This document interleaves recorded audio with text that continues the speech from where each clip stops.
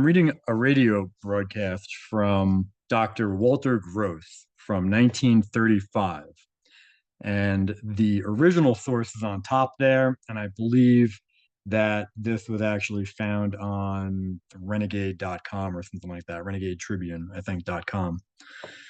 So I thought this was pretty important.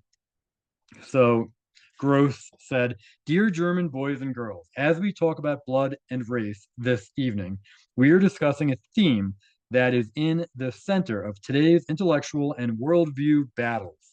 You all know that those who oppose our movement for political or worldview reasons have been forced more and more over time to grant the political and economic achievements of National Socialism. They can no longer be denied, even by the most hostile critic. As soon as the discussion turns to National Socialism's intellectual foundations, however, as soon as the idea itself is debated upon which everything we do is based, there are objections.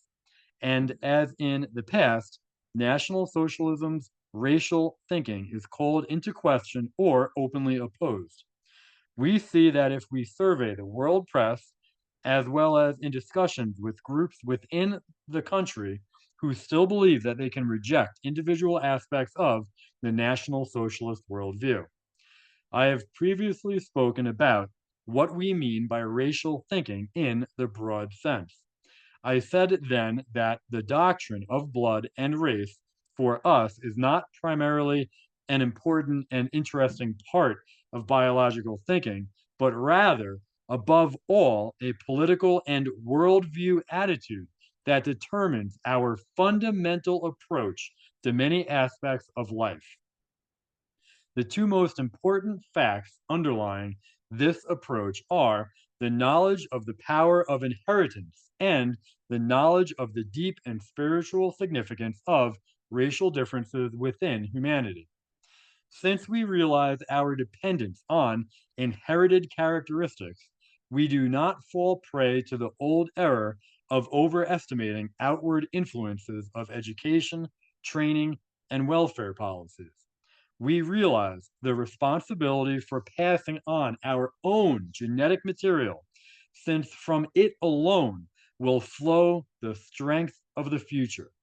We are therefore humble about our own accomplishments, for they have their roots in what we received from our ancestors without any effort on our own part.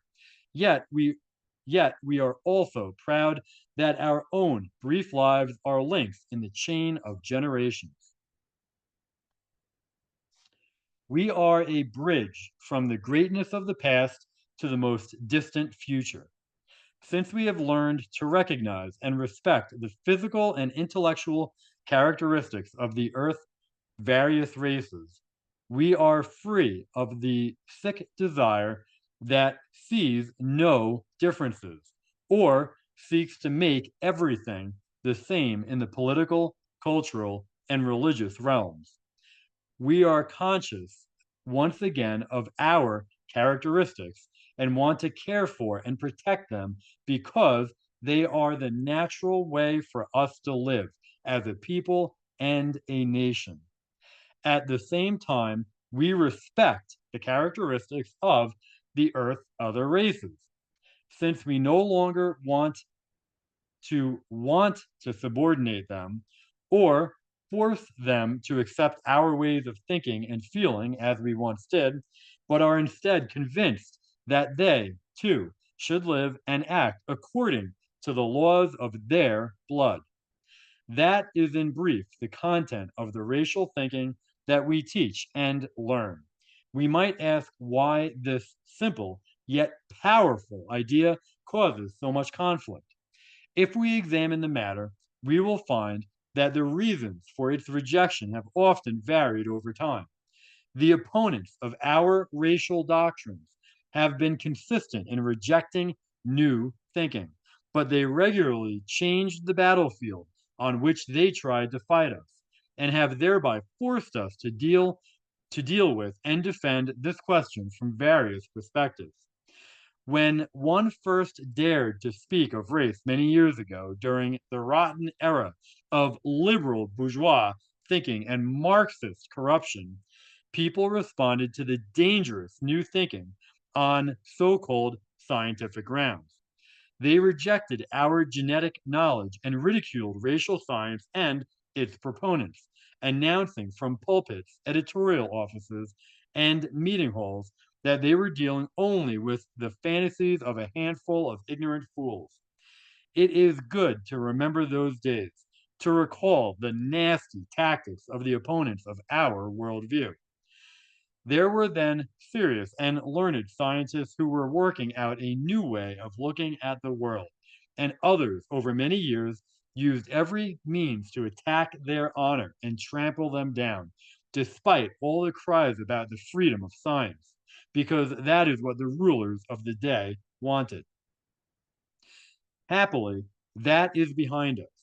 Those in every camp and in every country around the world have realized that the scientific basis of our racial thinking is no longer in doubt.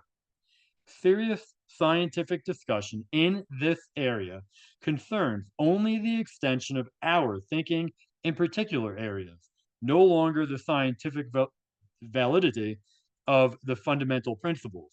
Science has become quieter about the matter, which means that the opponents of our worldview must find new ways to defend their old values against a new age.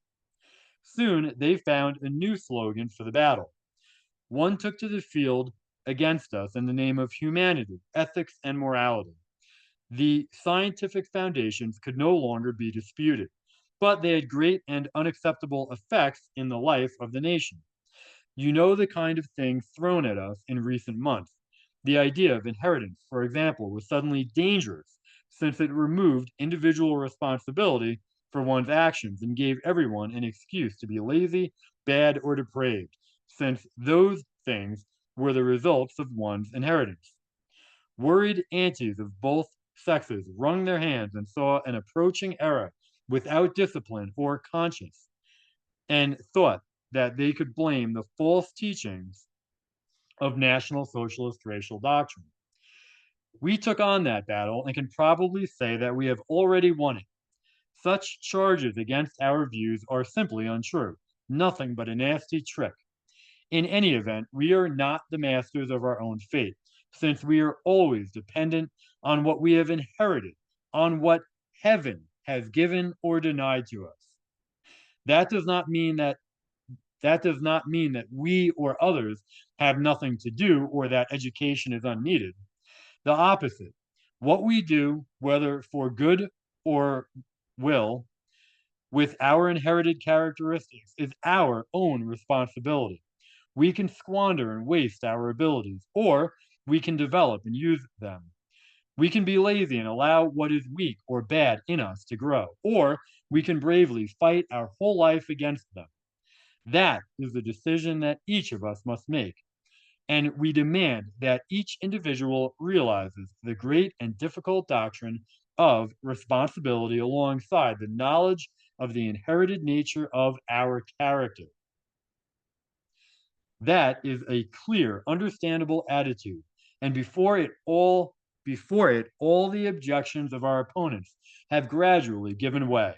Against their will, they must today grant the moral justice of our position, just as they had to do with its scientific correctness earlier.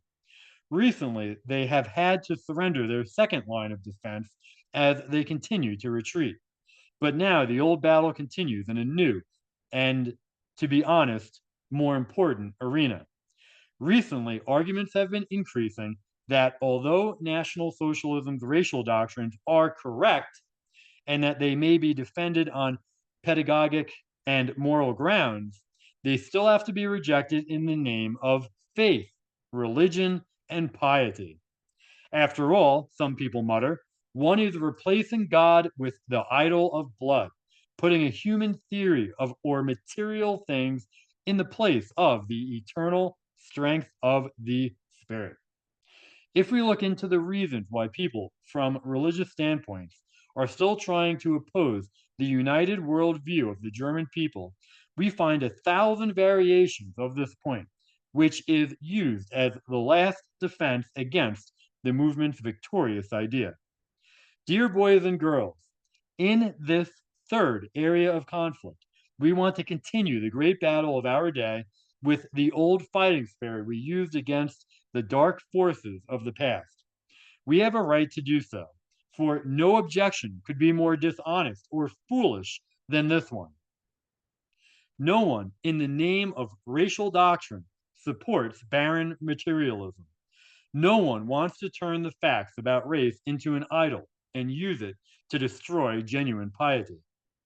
We do, however, believe that we have a right to have more respect for our racial worldview than was allowed by the impious and arrogant philosophies of the past.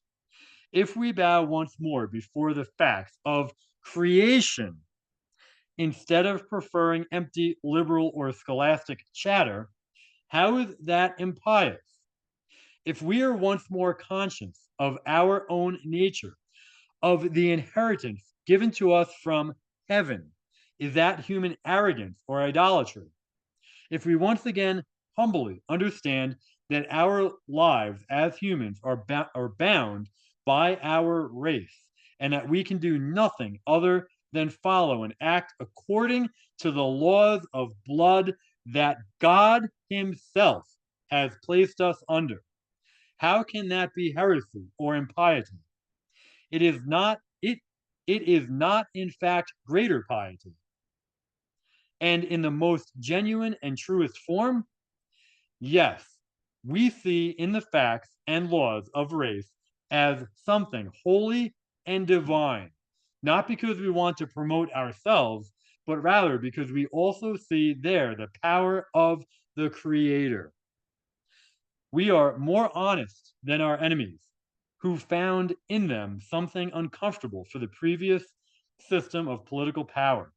If we seek to respect the differences and particular virtues of the races that heaven itself created, we thereby serve the Creator and His laws.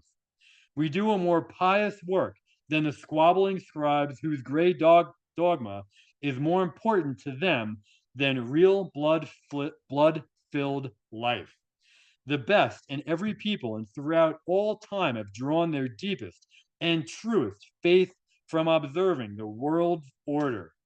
With both pride and humility, we affirm that we see the laws of blood and race with their wonderful relationships and heavy burdens as a holy part of that great order behind which we sense the Creator. Today, we once again raise anew the flag of life against the doctrine of death and serve the future with the faithful affirmation: the blood given to us by God is holy. So I thought that was a really good lecture or speech by um, what's his name, Walter Gross, and yeah, and it shows again that all the Germans were Christian. The NSDAP, the leaders, even the SS, all talk about God when you actually dive into their documents. And yeah, so anyway, I thought it was pretty good.